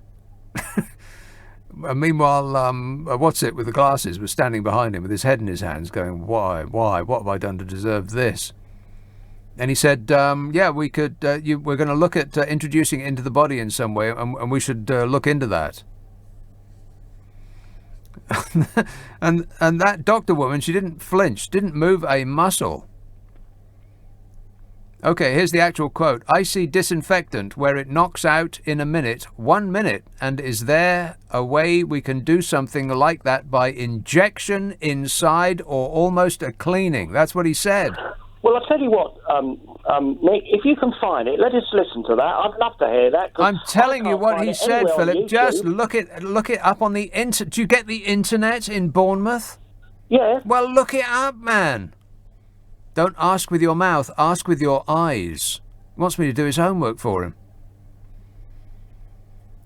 Icy disinfectant where it knocks it out in a minute, 1 minute, and is there a way we can do something like that by injection inside or almost a cleaning? That's what he said, word for word. Oldham, Adam. So yes, I'm just very confused right now. I've in my late 30s been voting all my life and basically voted Conservative up to about 8 years ago, and I've just given up voting. And what no. Let me finish. Okay, then. The reason why is because I see 650 MPs that are absolutely useless. And well, not all of them. Not 650. No. Okay, so I'll reiterate that maybe 640 are useless. There are 10 that are actually good at their job. However, saying that, it doesn't matter what party you vote for, what party is involved. They are all involved with cronyism when they get in. Yeah, but not to this extent. Not in my lifetime has any government got away with what this lot are doing. No, I completely agree. But what I want to see, what everyone complains about cronyism and the government and everything else like that, but no one offers solutions. And what I would like to say is, or what I would like to offer is a solution to this problem. People turn up with ideas of removing statues and everything else like that. So go through some sort of revolution. God. Well, maybe it's a time for a revolution with the government and this whole Commons Lords debate and getting rid of the government, or not getting rid of the government, but changing the way the government works. So instead of the government being just elected MPs that have no idea what they're doing, and this is becoming very evident with Boris and with everything, with everything, and both sides, not one side, but both sides have no idea. They are good in their own right for what they are trained to do, but nothing other than that. So maybe what about employing people to become think tanks? Oh, no. Think tanks. Hang on, you haven't let me finish. Okay, so then. The head of industries lead the economy. The head of the economy. So the best business minds in the world, in the UK, lead the economy side. The best NHS side lead. The best doctors lead the NHS. No. And then, hang on, they all come together, and they're paid their wage. So basically, we're paying a pittance to a load of idiots that know nothing about what they're doing, and to make up their own job. So what we should actually have is a dictatorship. No, I never said that at all. I think that's what it was adding up to. No, absolutely not. So I'm talking about a head of each leadership of their... Yes, should be experts in their field. I understand that, but the problem with that is the problems like a dictator. Yeah, I get it. No, not like a dictator. I think that's what you're describing. No, because there has to be stages after that they come together and it's like a courtroom more. It's more like a jury than a. So if you okay, well, all right. Wait a minute, because we're running out of time. The news is coming up, so let me unpick bits of it. You can't have somebody who is whose field of expertise is running a business, who is in charge of industry or government industrial policy in this country, because people who run businesses run them to eventually maintain a monopoly. They want to smash all competition to smithereens and steamroll over any company that gets in their way. That's a good. That may be a good way to run your business, but it's a terrible way to run a government. That's not how governments are run at all. But what if you make the business side of that global in terms of instead of running a business, you run the entire country like that. Right. Terrible. You can't run a country like that. Because although we are an island, we are not an island. So we are dependent on the kindness of strangers. But absolutely. But do you not think that if you run a global company like Starbucks, McDonald's, they take all of that into consideration? How they're going to if you run a global coffee store, then you want to crush every other coffee shop on the high street. That is not a way to run a country, unless you are vying for World War III. And if you get a medical expert, like a doctor, a surgeon, something like that, to run the NHS, well, then they're not doing what they're trained to do anymore. It's the opposite of that. It's like taking a nurse off the ward. I've seen this myself. Nurses that have a tremendous amount of experience, and as soon as they get really good at their job, they take them off the ward and they put them in front of a computer screen. They're filling out forms all day long, not doing what they're actually good at, getting elevated to a position of inability. But better luck next time, Adam. Bromley. Hello, Luke. Hi, good evening. Children vaccinated, the very thought of it horrifies me, not being vaccinated in general, but for this COVID, this vaccine trial thing. There's no chance that my child in primary school or secondary school would have the vaccine, the COVID vaccine. Why? So, okay, no, why have you made that decision? Well, because they're not there for experimental drugs to be put on them. The vaccine is not old enough to, it's not been around long enough to say that it's okay with children. And obviously, the vaccine was originally designed for vulnerable people and elderly people. So why would we want to go all the way down to children? You know, it's absolutely ridiculous. There's so many things that are wrong with the whole theory of it. Perhaps in 3 years' time we'll have some time with it, but not right now.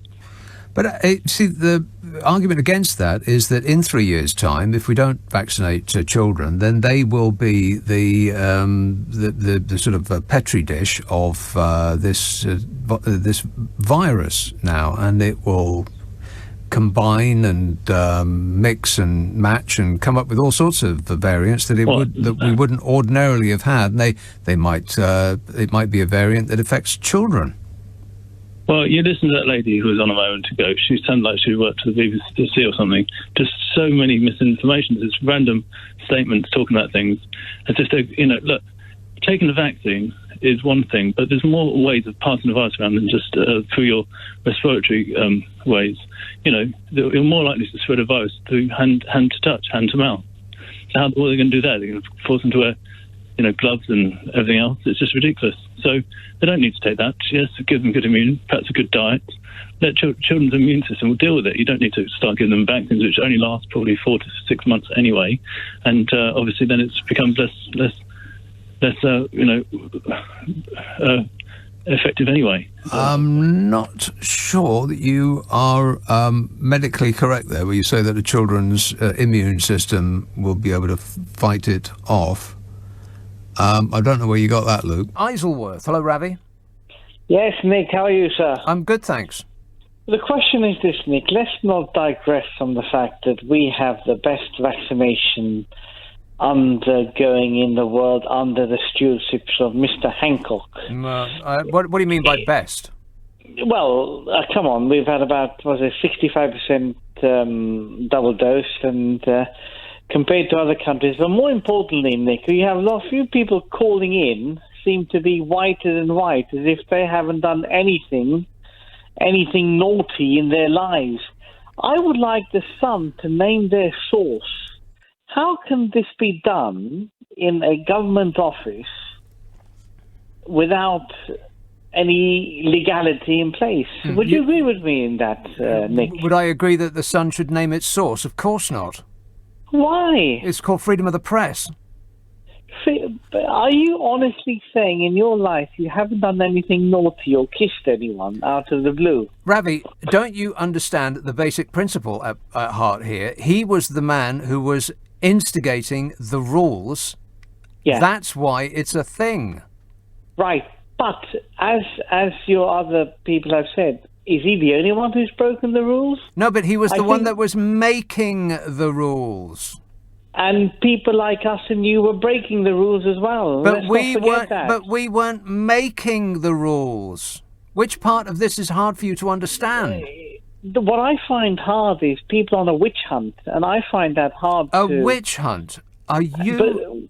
which planet are you living on, Ravi? A witch hunt. The man who has fashioned the worst death rate of any major country in the world. That's wrong for the start. I think India and Brazil are 1 and 2. It isn't wrong. What's your source for that to be having more deaths in India and Brazil? Not number. Name your source. You just per head of population. That's absolutely wrong, Nick. You know that very well. Brazil, I don't know anything of the sort. We have a combination of the worst death rate and the worst economic hit of any major nation on Earth. Okay, Nick, let me put you on the spot. Who do you have to replace him? Answer the question. You could do a better job. His dog could do a better job. No, you're absolutely wrong, Nick. Don't pretend to be whiter than white. You've done things in your life which shouldn't have come out. Ravi, Nick, the point, no, Nick. the point which you are pretending not to understand is that he was the man that was setting the rules. Fine, I do accept that, but Right. what is going to be achieved by going on and on? Look, whether you accept it or not, that Conservatives will come back to power. We saw it. They're in power. What are you talking about? Well, at the next election, they'll still come back to power. Well, So what's your source? Well, my just source is making it up. No. But answer this question then. What about? Hang on a minute. Go back up. What do you mean that the Conservatives will get into power at the next election? As though, I mean, that's just saying no. The British people don't care about these trivial matters. The British Don't people should pretend care. to be whiter than white. Oh my You've God! done Stop things saying whiter than white. Okay, you've done things in your life which shouldn't have come out, correct? How would you like it if someone had a camera secretly filming you? Would you like that, Nick? Answer the question. Ravi, how is it that, what are we in now? Like 5 minutes into this conversation, you are still pretending not to understand the basic point that he was the man who was setting the rules for the rest of the country and yet breaking them himself. Oh, Nick, what don't you understand? That people always think that they're... Anyway, Nick, nice chatting to you. Yeah, well, not really. Kind of irritating. 0345 6060 973. And I'll say again, he shouldn't be fired for that. I don't care one way or the other. Apart from it sending a shudder of disgust through me. But it don't make never mind who he kisses or what he kisses when he's I almost said on the job at work. That's not why he should be fired. He should be fired for literally everything else he's ever done. I mean, Boris Johnson himself called him bleeping hopeless, and other things as well that we just found out. And absolutely nothing happens because no amount of ineptitude will get you fired from this government, because it would put the spotlight on the king of ineptitude, Bodger Johnson himself. He can't fire anyone because people will say, well, hang on a minute, you did the exact same thing.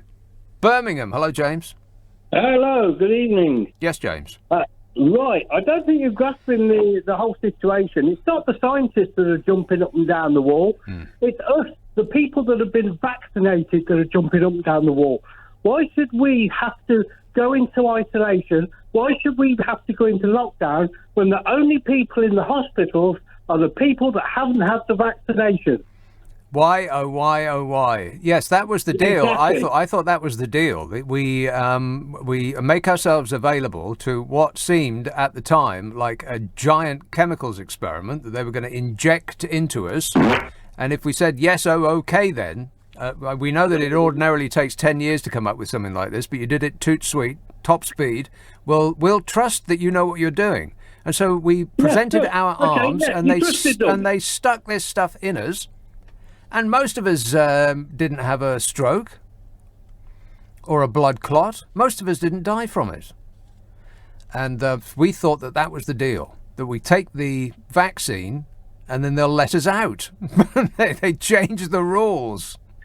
Well, that's what I'm saying to you. Why should people coming back from holiday have to go into isolation? Why should we have to carry on with lockdown? No, tell the people to get vaccinated, then we wouldn't have to have lockdown, because the only people in hospital are people that haven't been vaccinated. The only people that are catching COVID now are the people that haven't been vaccinated. Right. Well, it's not necessarily their fault, though, James. You understand that. Not everybody has had the ability to get vaccinated. Yes.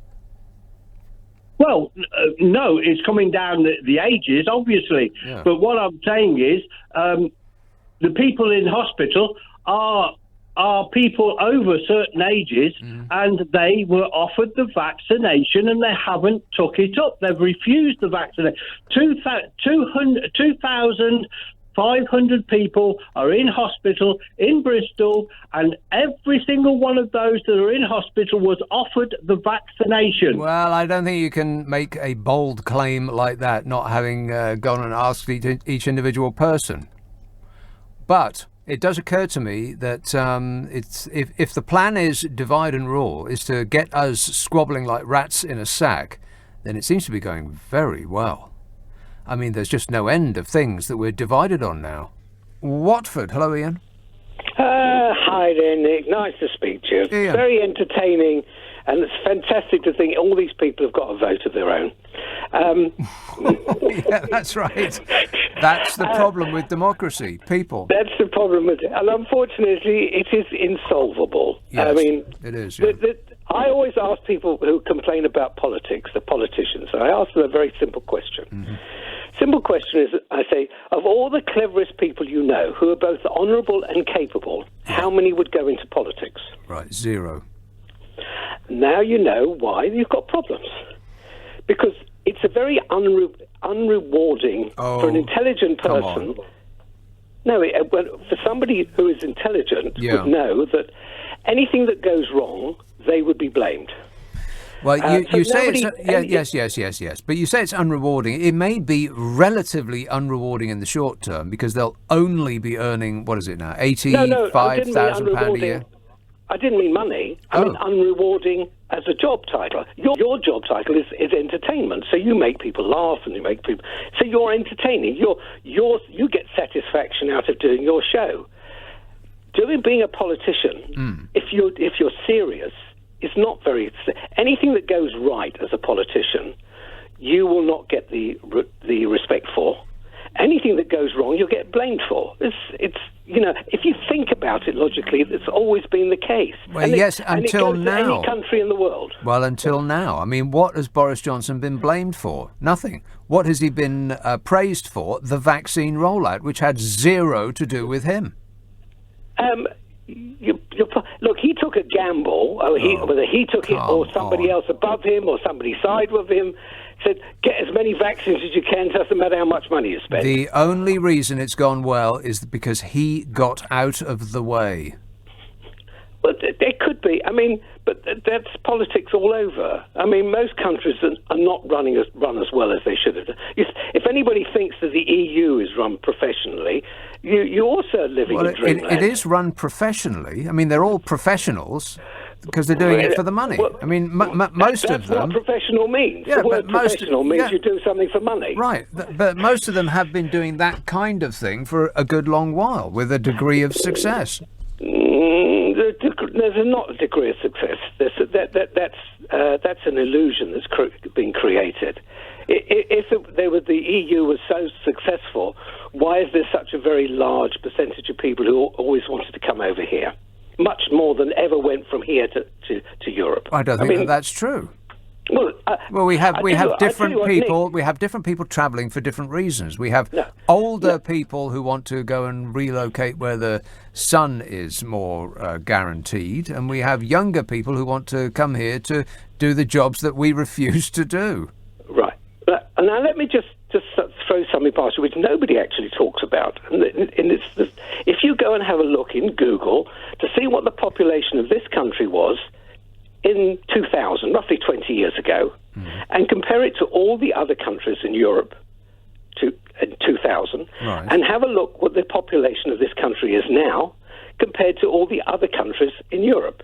God, that's a very complicated thing to do. Why would you want to do it? Well, it's not very complicated. Well, it is. You've got all those assistants there working away tirelessly. 0 assistants. So what's your conclusion? Well, the conclusion is that lots of people came from Europe because it was a better life here, and that's why they came. No, that's not. They didn't come for the weather. Well, they didn't come for a better life. What do you mean by better life? Well, they were sitting with their feet up, smoking a cigar.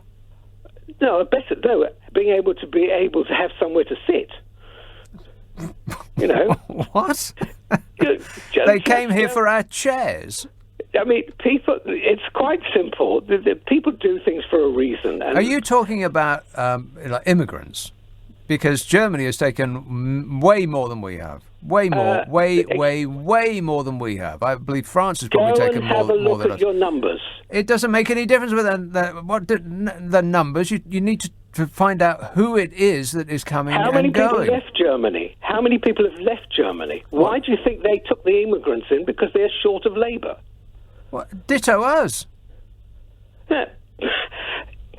As we now know, because people who are running the businesses that used to be stuffed with foreign workers are whining that they can't find anybody to do their jobs anymore. Restaurants can't find chefs, and they can't find wait staff and dishwashers and cleaners and all of that, and bars similarly. People who were agitating for us to leave the European Union are now complaining that there aren't enough people coming from the European Union to work in their pubs. God, it's comical. I don't know what point you're trying to make here, Ian, that this is a better country than any European country because Europeans have wanted to come here. I think the reverse is also true. Fairly good advert for it, isn't it? No, it's completely spurious argument that you're making, because people have come from mostly poorer European countries to here. You think they haven't come to any other European countries? Well, not... Just do me a favour, when you get some time... It doesn't make any difference unless you know who it is that are represented by those numbers. Facts. Look at facts. Don't look at your impression or what gets you read in the newspaper. Ian, listen to me. Listen. It doesn't make any difference what the numbers are unless you know who it is that those numbers represent. And the idea that because you in Watford have seen some foreigners in your high street does not mean to say that a similar number or more have not shown up in other European countries, mostly coming from Eastern European countries to Western European countries, which are better off, and so their citizens are fatter and more well-fed and lazier, so they don't want to bend over double in a field all day and pull turnips out the ground. So that's why we have we imported people to do that stuff for us, and cleaning, and working overnight in a factory, and all that stuff that we don't want to do. But you think that that's just that lack of interest in doing the worst jobs in the country is only associated with us. People in France don't want to do that. The French don't want to do it. The Germans don't want to do it. The Belgians don't want to do it. So everybody that is, is the citizens of a rich country rely on the citizens of poorer countries to do all the jobs that they don't want to do. Doesn't mean to say that ours is a fantastic country because poor people want to come here. They also want to go to France and Germany and Italy and, all points north, east, west and south. Because we got more people here doesn't mean to say that means it's a better country. It's just a daft thing to say. But I appreciate your desperation. Skipton. Hello, Robert. Hello, Robert. One moment, please. Yes, Robert. Yes, can you hear me now? I can now. All right. I'm just saying, good evening. Enjoy the show. Thanks. Unfortunately, I think the reason that our former speaker has decided to throw in his lot with Labour is probably his best bet, and maybe even a promise of a lordship at some point in the future. Yeah, that's a bit of a lame argument, really. No, it's not. Well, it is. No, He it's not. specifically said that that's not true. Well, of course he has. I mean, if there's anybody who's into self-aggrandizement, it's John Bercow. It's Boris Johnson and all of the cavalcade of clowns that are around him. You don't have to meet him. I don't have to meet him any more than I've got to meet any more than I have to meet Jacob Rees-Mogg to know what they're like. Well, unfortunately, I have, and I know exactly what I'm talking about, I'm afraid. Right, well, I bet he has positive things to say about you too, Robert. Really, that's the only reason that he has said negative things about your cult favourite, the dear leader, is because he's angling for a seat in the House of Lords. I mean, this is desperate stuff, people. Just address all of the things that he's said and tell me that they're not true. But no, we want to dismiss it because we're engaged in a culture war. You forgot to tell me about statues, Robert. Maybe he took down a picture of the Queen. Tinmouth. David. Yeah, just three things. One, the Americans... Three things, yeah. No, just three things. The one that the Americans use the imperial, the miles, the gallons, the inches, the feet, the pounds, the ounces. They seem to get along quite happily with it also. Yeah, well, the rest of the world doesn't, and they seem to be getting along quite happily without it. Yes, but they get along with it, so there's no... Yes, but the rest of the world get along without it. Yes, but we are not being told that we're not going to have the metric. The metric isn't going. It's just the fact that it all started when market traders were fined for buying a pound of potatoes. Yeah, David, do you want to add up or multiply in 12s and 14s or Yes. 10s? Yes. Yes. Yeah, no, What are? why? All right. Wait a minute. What are 12? Wait a minute. What are 12 14s? Exactly. Oh God. Speaking of which, it's Stockton-on-Tees. Hello, Brian. Brian will be about to tell us why everything would be worse under a Labour government and why it's all Jeremy Corbyn's fault. Go ahead. I'll just go on to something else first. I listened to you 2 hours on Sunday. See? For 2 hours on Sunday, it was like a party political broadcast on behalf of the Labour Party. Oh, Brian, now, did you hear something you didn't like? No, yeah, but it's supposed to be a phone-in to talk to different people. Yeah, which I did. 2 hours. Which I did. 2 hours. I did. I talked to no end of people. I talked to no. Well, you see, you didn't listen on Sunday at all because I don't use jingles on Sunday. Yeah, but I'm in general tonight. You use your jingles and your jangles, right? Yeah. Every caller has licked your backside. I'll tell you the truth. Oh, God. You know, you feel like getting a sick bucket. It's just one-way traffic. Another 2 hours tonight. Well, Brian, can I ask you a question? I mean, the obvious question that follows from what you just said. Can I ask you a question? Yeah, go on. Why do you listen to something that you hate so much? No, you're a good entertainer, but it's a load of rubbish you're doing when it's so one-sided. Right. You're a good entertainer. You're not as bored as some of the others. I'll give you 5 stars for that. 5 stars? Wow, another satisfied customer. But you've got to have a varied flow of phone Brian, calls. if I can only take I can't force people to call. I can only take the calls I get. Right. Well, I phoned earlier tonight, right? Yes. And you said, I'm on the board. Yeah. I've got to go to him. No, and you went to somebody else. I went for 35 minutes. I said, yes. Bother it. Mm-hmm. For all that time, before it and after it, you talked to people who only agreed with you. Brian, I talk to people that I don't ordinarily... Wait a minute. I talk to people that don't call every single show. Look, you like me calling, I think, really, on the quiet. Not really. Well, I think you do. Not really. You're an infuriating man. No, every argument you make, if I give you an opposing argument, you immediately change the subject and talk about something else. Right. The thing is now, you were talking about ID cards. I'll tell you why I originally phoned up. Right. Right. Now, the thing is, they've got an 80-odd seat majority. Yeah. So, other parties just have to suck it up. Oh, why? Right? Why? Well, because if Labour had 8-seat majority, what would they do? Straight away, they would say voting age is down to 16. They'd do things to their advantage. It's par for the course. Yes, but that's more democracy, Brian, not less. Well, I don't think so. Of course it is. More people being able to vote.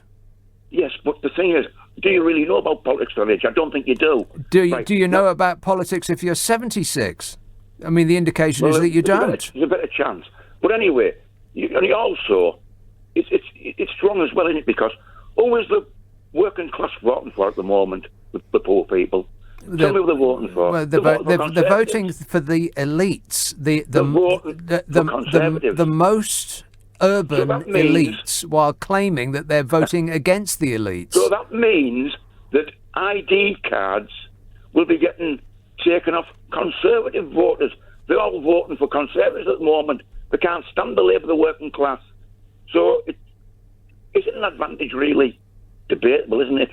Now, IDs now. It's not really debatable because the people that don't have photo IDs are young people that don't have cars and don't have passports. These ID cards.